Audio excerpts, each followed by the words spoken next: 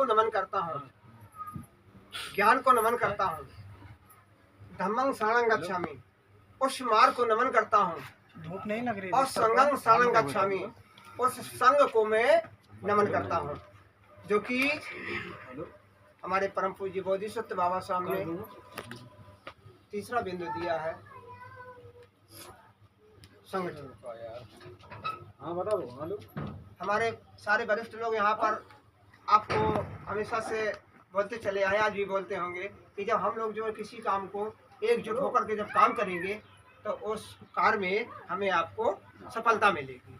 और अगर 4 लोग हैं और 4 रास्ताएं हैं और चारों अगर इधर उधर हो गए तो उसमें सफलता मिलने वाली नहीं है। इसके बाद आपने कहा नमो तस्य भगवतो रतो सम्मा संबुद्धस्य।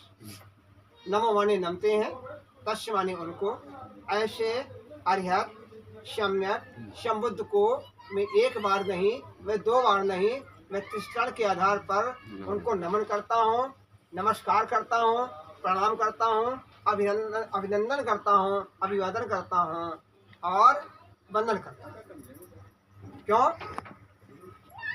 फिर आपने कहा कि जो पीछे जो कुछ अभी तक मैं करता चला आया हूँ, तो जो हमसे अपराध हुआ है मैं क्षमा चाहता हूँ, लेकिन अब आगे आने वाले समय में मैं कोशिश करूँगा कि हमसे किसी भी तरह का कोई अपराध ना हो। तो आपने कहा तथागत बुद्ध के समक्ष, बोधिसत्व बाबा साहब के समक्ष और आदरणीय जो ब्रजमोहन जी हैं उनकी आज शांति पाठ के समक्ष उन्होंने संकल्प लिया है। इन बहनों ने संकल्प लिया है क्या कि मैं आज से मैं बुद्धं शरणं गच्छामि, यानी बुद्धि, मैं विवेक की वो जो ज्ञान, बुद्धि का जो ज्ञान है, मैं उस ज्ञान की शरण में जाता हूँ या जाती हूँ। इसके बाद धम्मं शरणं गच्छामि, यानी धम्म, जो बुद्ध ने एक धम्म दिया, एक मार्ग दिया है, उस मार्ग पे चल करके हमारे बहुत से राजा, बहुत से हमारी महिलाएं, बहुत से हमारे पुरुष उस रास्ते पे चल के आज उनका इतिहास में नाम अमर हो गया है। जैसे परसों में ले लीजिए सम्राट अशोक, राजा बिम्बिसार, राजा प्रसेनजित, डाकू अंगुलिमाल, सुनीत, ऐसे काफी ऐसे राजा महाराजा आए जो बुद्ध के उस मार्ग पे चल करके उन्होंने अपना इतिहास में नाम अमर कर लिया है। ठीक है, महिलाओं में ले लीजिए, कौन कौन सी महिलाएं बुद्ध के शरण पे चली, धम्म के शरण पे कौन कौन सी महिलाएं चली। सबसे पहले नंबर 1 विशाखा, इसके बाद सुजाता, इसके बाद कृष्णा गौतमी, इसके बाद आम्रपाली, इसके बाद चिंचा, और भी महिलाएं ऐसी जो बुद्ध के धम्म पे चली, आज उस मार्ग पे चल करके उन्होंने अपना नाम इतिहास में अमर कर लिया है। तो आप लोग ने भी संकल्प लिया है कि मैं आज बुद्ध धम्म और संघ की, धम्म उस मार्ग की शरण में जाता हूँ या जाती हूँ। फिर आपने कहा धम्मं शरणं गच्छामि, संघं शरणं गच्छामि। संघं का मतलब ये है कि जितने भी हमारे लोग इधर उधर हैं, सारे लोग एक होकर के, सारे लोग एक होकर के जब कोई काम करेंगे, एक समूह बना के जब काम करेंगे, तो उसमें हम जो है असफलता नहीं मिलेगी, सफलता ही मिलेगी। जैसे तथागत बुद्ध का एक संघ भी है जिसको कहते हैं भिक्षु संघ। ठीक है, तो ऐसे वरिष्ठ जो संघ है, महापुरुषों का जो संघ है, मैं उन संघ को मैं नमन करता हूँ या नमन करती हूँ। ठीक है, 1 बार नहीं, 2 बार नहीं, तिष्ठण के आधार पर 3 बार आपने कहा है कि मैं बुद्ध धम्म और संघ की शरण में जाता हूँ या जाती हूँ। इसके बाद ये जो बुद्ध का जो धम्म है, ये 5 बिंदुओं पर आधारित है। 5 बिंदुओं पर आधारित है। ये शील जिसको कहते हैं पंचशील। ठीक है, शील माने होता आचरण, हमारा आचरण कैसा होना चाहिए। तो बुद्ध ने ये देखिए 5 शील दिए हैं। ये 5 शीलों का पालन हम कितना कर सकते हैं वो एक अलग चीज है, लेकिन उस मार्ग पे चलने के लिए ये पहली सीढ़ी है, तिष्ठण और पंचशील। तो शील क्या है, आचरण क्या है, 5 शील क्या है। नंबर 1 ये पेंसिल जो लगा है सबसे पहले है नीला। तो आपने कहा कि पाणातिपाता वीरमणि सिक्का पतंग समाधियामी, यानी मैं अकारण, जैसे मान लीजिए यानी मैं किसी को अच्छा नहीं कह सकता हूँ तो बुरा कहने का कोई अधिकार नहीं है। किसी को यदि जीवन दान नहीं दे सकता हूँ तो उसका जीवन लेने का कोई अधिकार नहीं है। तीसरा है अकारण, हम किसी अकारण जीव की हत्या न करने की शिक्षा को ग्रहण करता हूँ या करती हूँ। नहीं तो ये संविधान जो हमारे परम पूज्य बोधिसत्व बाबा साहब ने संविधान की जो चर्चा की है, तो संविधान इसी के अंतर्गत है। क्योंकि अगर हम ऐसा कोई जराम काम करेंगे और गलत काम करेंगे, किसी का मर्डर कर देंगे, तो जानते हो संविधान चालू हो जाएगा और 302 तो फिर लगना। तो इसलिए बुद्ध का पहला शील है अकारण। अकारण में किसी की जीव की हत्या न करने की शिक्षा को ग्रहण करता हूँ या करती हूँ। इसके बाद दूसरा है पीला, आदिन्य दाना वीरमणि सिक्का पतंग समाधियामी। आदिन्य माने होता बिना आदेश के, बिना आदेश के किसी की वस्तु को नहीं छू सकता हूँ, नहीं ले सकता हूँ। अर्थात जब हम ये काम नहीं करेंगे तो फिर हमारा दूसरा शील सिद्ध हो जाएगा कि फिर चोरी ना करने की शिक्षा को ग्रहण करता हूँ या करती हूँ। तीसरा है लाल, कामेश मिच्छाचारा वीरमणि सिक्का पतंग समाधियामी। जब ये शील रखा तो जो वहाँ पर संग बैठा था उन्होंने दिमाग थोड़ा सा लगाया कि ये शील कैसे, यानी जो हम लोग इसको पालन कर पाएंगे। तो तथागत बुद्ध ने कहा नहीं, आप पालन कर लेंगे, मैं बताता हूँ, मैं उसका उपाय बता रहा हूँ। तो उन्होंने कहा देखो ठीक है, तुम्हारा तीसरा शील पालन करने के लिए कोई दिक्कत नहीं है, कोई परेशानी नहीं है, बस सिर्फ जो है आपको धारण करना पड़ेगा। तो उन्होंने बताया जब आप इस क्षण पंचशील और अष्टशील में जब जाएंगे तो नंबर 1 पे, अष्टशील में नंबर 1 पे है दृष्टि, यानी हमारी देखने की नजरिया कैसी होना चाहिए। तो बुद्ध ने कहा कि देखो, बुद्ध के संदेश उपदेश कहते हैं कि अपनी बेटी दूसरे की बेटी, अपनी माँ दूसरे की माँ, अपना भाई दूसरा का भाई, अपना पिता दूसरे का पिता और अपनी माँ दूसरे की माँ। अब इनको आपके अंदर देखने की नजरिया ऐसे होना चाहिए कि इसमें किसी प्रकार का कोई अंतर दिखाई नहीं देना चाहिए, आपका शील सिद्ध हो जाएगा। और नहीं, अगर जरा सी आपकी डिसबैलेंस हो गई तो कहते हैं पहले हो दान दक्षिणा बाद में हो कर्म के लक्षण, फिर कोई बख्शा नहीं जाएगा। फिर तो ना मेरे बस की बात है, ना हमारे बस की बात है, ना हमारे वरिष्ठ लोग बैठे उनकी किसी बस की बात नहीं है। सिर्फ बस की बात है उस संविधान के कानून की बस की बात कि हम हरकतों से अगर बाज नहीं आएंगे तो एक बार माफ़ कर दिए जाएंगे, 2 बार माफ़ कर दिए जाएंगे, और जब हमारी आदतें पड़ जाएगी तो फिर जो वो करोड़ों की जो हवेली बनी है अच्छा फिर तो जाना पड़ेगा। ठीक है, तो बुद्ध का देखिए तीसरा शील है। चौथा शील है मूषावादा वीरमणि सिक्का पतंग समाधियामी। देखिए गलती मनुष्य से होती है, ठीक है। अगर मान लो हमसे गलती हो जाए तो हमारे अध्यक्ष जी यहाँ पर बैठे हाथ जोड़ के निवेदन कर लेंगे, सर जी हमसे गलती हो गई।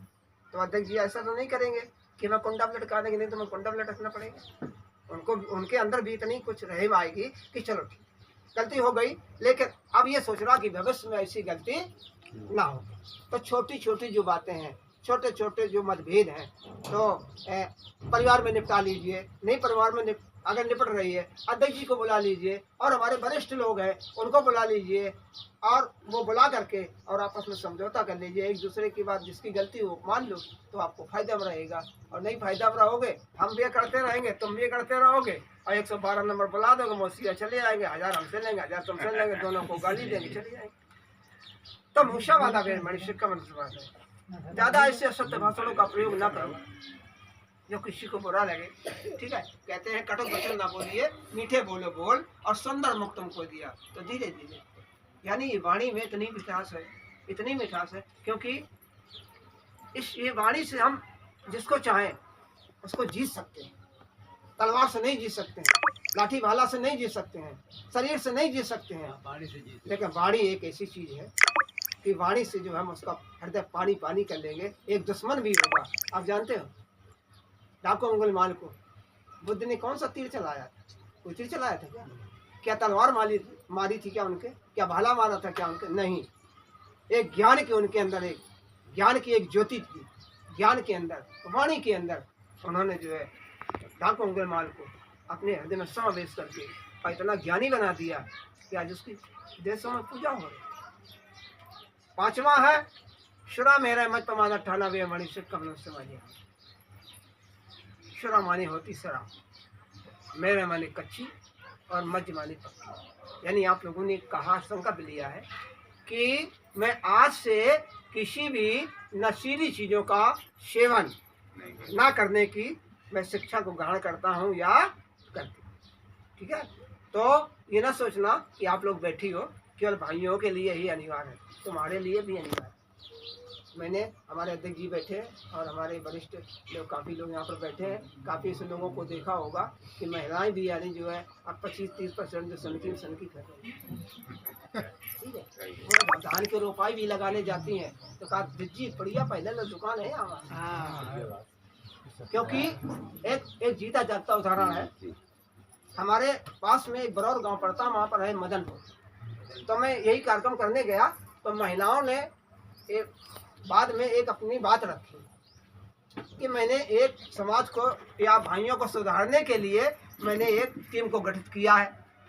तो भाई चर्चा हुई कि कौन सी टीम है, तो उन्होंने कहा देखो मैंने एक महिलाओं की टोली बनाई है और उनको एक ट्रेनिंग दी है। हमने कहा कि ट्रेनिंग ये दी है कि अगर आपका कोई भाई या आपका पति दारू पी के यदि घर में आ जाए तो गेट मत खोल देना, चाहे भयंकर सर्दी हो, और चरपैया मत दे देना, अब खाना तो देना ही नहीं है, उसको रात भर गेट के बाहर रखना।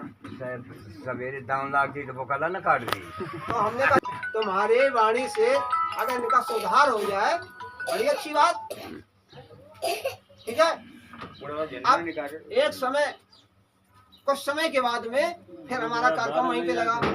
तो वहाँ पर जिसमें कार्यक्रम हुआ और कार्यक्रम होने के बाद में जब समापन हो गया तो ऐसी महिलाएं भी बैठी थी। तो मैंने उनसे कहा कि भाई यदि आपकी इजाज़त हो तो मैं अपनी बात रख सकता हूँ, और अपनी बात नहीं है, ये तुम्हारी केवल कही हुई बात है, मैं दोहरा रहा हूँ। कल कहिए। तो मैंने कहा एक बार मैं पहले आया था तो आप लोगों ने एक संगठन बनाया था। यहाँ बनाया था हमने, क्या शर्त थी आपकी? ये शर्त ये थी कि अगर किसी का पति अगर दारू पी के आ जाए तो गेट ना खोलना और खाना ना देना, चरपैया ना देना, पानी ना देना और गेट के बाहर रखना रात भर। बस गलत है सही? कल है सही। तो हमने कहा ठीक है अच्छी बात। हमने कहा अब मैंने अपनी नज़रों से देखा है, हमने कहा ये बताओ, मैंने अपने नज़रों से अपने जीवन में एक ये अनुभव किया है कि भाइयों की मैंने बात की तो आपको मजा आ गया, बड़े खुश हुए।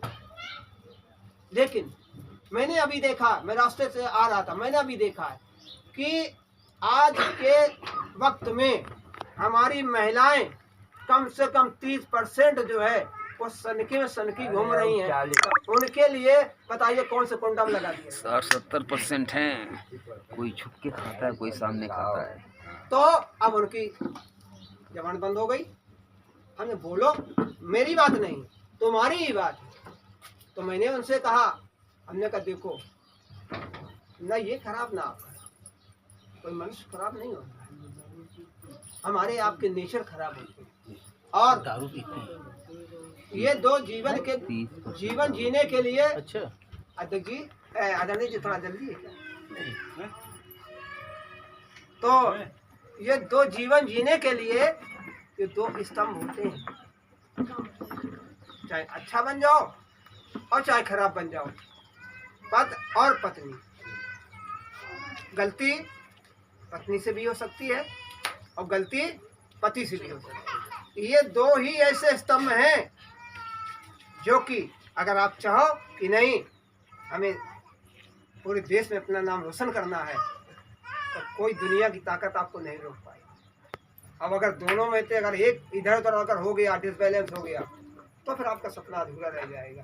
जीता जागता उदाहरण ऐसे स्तंभ, दोनों ऐसे स्तंभ कि आज अगर देखने में दो लेकिन दोनों को दिल एक। ऐसे अगर हमारी बहनें हमारे भैया अगर ऐसे हो जाएंगे तो आप जो चाहें सब कुछ हो जाएगा। और नहीं अगर हो जाएंगे, कहते हैं धारण करो तो धम्म है, नहीं तो कोरी बात, और सूरज उगे प्रभात है, नहीं तो काली रात।